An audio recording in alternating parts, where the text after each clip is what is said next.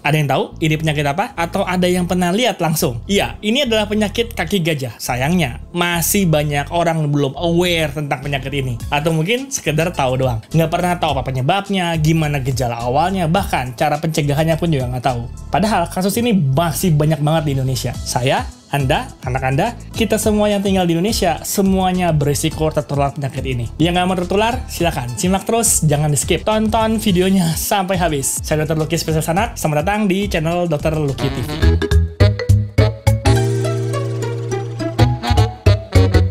Disclaimer dulu nih, video ini disajikan hanya untuk kebutuhan pengetahuan umum, meningkatkan kesadaran masyarakat untuk tujuan ilmiah dan pendidikan, serta tujuan sosial yang baik. Oke, penonton video tidak dianjurkan untuk melakukan proses pengobatan sendiri, hanya berdasarkan informasi yang didapatkan dari video ini. Dan dianjurkan untuk berkonsultasi dengan dokter sehubungan dengan pertanyaan medis apapun. Oke, kita bahas dulu nih, istilah penyakit kaki gajah. Yang kita lihat ini nih, nah ini adalah suatu kondisi yang sudah kronik. Artinya sudah lama gitu, sudah terinfeksi bertahun-tahun, nggak diobatin, akhirnya berubahlah kakinya menyerupai kaki gajah.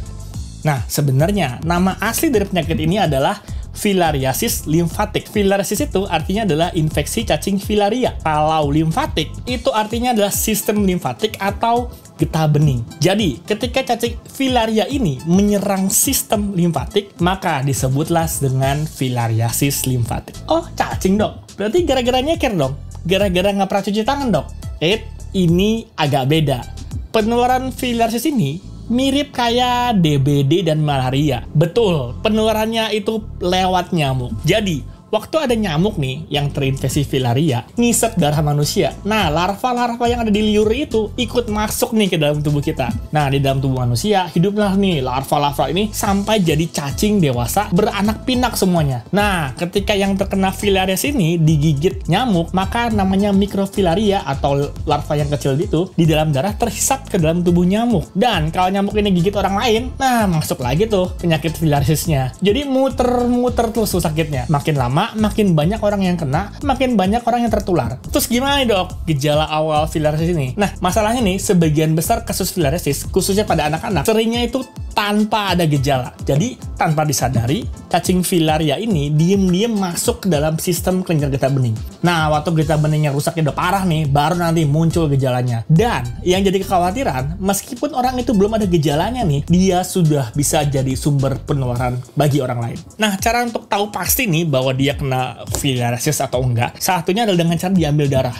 Dilihat pakai mikroskop, baru tuh ketahuan ada cacing filaria di dalam tubuhnya. Nah, yang awal tanpa gejala, suatu saat akan muncul gejalanya. Gimana gejalanya? Yang paling cepat muncul atau gejala akut itu sebenarnya kebagi dua. Yang pertama adalah demam. Demamnya 3-4 hari yang biasanya sembuh sendiri nih, tanpa obat. Dan terus berlanjut berulang-ulang tiap bulan. Yang kedua, bagian dari lipat ketiak tuh atau paha, kalau diraba tuh kayak ada uratnya, ada tali berwarna merah yang ada nyeri-nyerinya. Bisa sampai radang, bahkan sampai bernanah. Nah, itu gejala akutnya. Tapi kalau infeksinya udah lama nih, udah kronik, udah berulang-ulang, gejala yang bakal muncul itu kelihatannya berupa bengkak ya. Bisa di tangan, bisa di kaki, ataupun di payudara. Yang paling sering tuh bengkaknya ya di skrotum juga bisa, atau di kantung buah zakar. Dan bengkak ini sifatnya hilang timbul. Bengkak, berapa hari kemudian kempes, bengkak lagi, kempes lagi. Nah, jadi kadang-kadang tuh ini kayak nggak apa-apa deh, aman, dibiarin aja, ntar juga hilang sendiri. Nah, sampai sistem limfatiknya ini rusak parah nih, efeknya tuh bukan cuma bengkak lagi, tapi imun ikut kakinya tuh ikut terganggu. Jadi ketika imunnya lemah,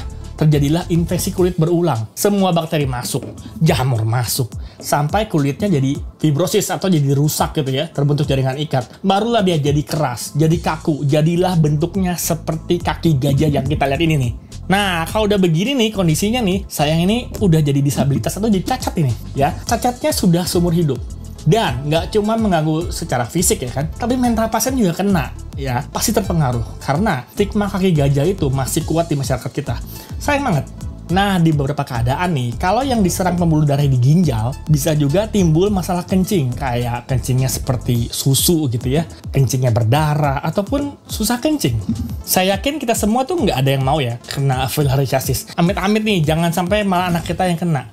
Nah, sekarang pertanyaannya, gimana cara pencegahannya? Sebenarnya ada dua cara. Ya, dua hal ini benar-benar harus diperhatikan. Apa aja? Yang pertama, gimana caranya? Sebisa mungkin jangan sampai kita terkena gigitan nyamuk. Ya, apalagi nyamuknya yang berisi filariasis itu. Ya, bagaimana caranya? Entah pakai kelambu lah, pakai lengan panjang lah, pakai obat nyamuk lah ya. Jangan lupa sih 3M ya, menguras, menutup, mengubur. Ini dulu diberesin ya. Yang kedua, minum obat pencegahan filariasis.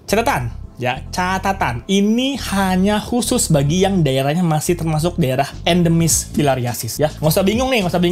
Nggak usah beli juga, obatnya sudah sediain oleh pemerintah dan gratis. Ya, intinya kalau di tempat tinggalnya ada sosialisasi gitu ya tentang pengobatan masalah filariasis, udah ikut ya, diikutin, jangan ogah-ogahan. Manfaat untuk keluarga sendiri kok ya. Lagian, minum obatnya itu cuma sekali setahun.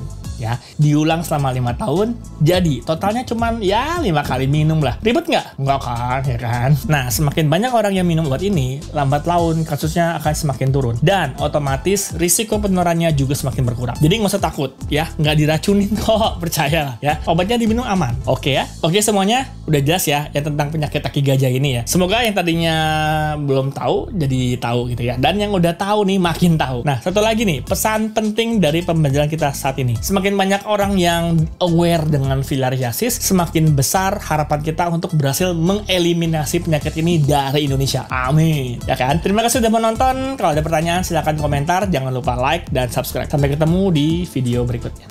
Bye-bye.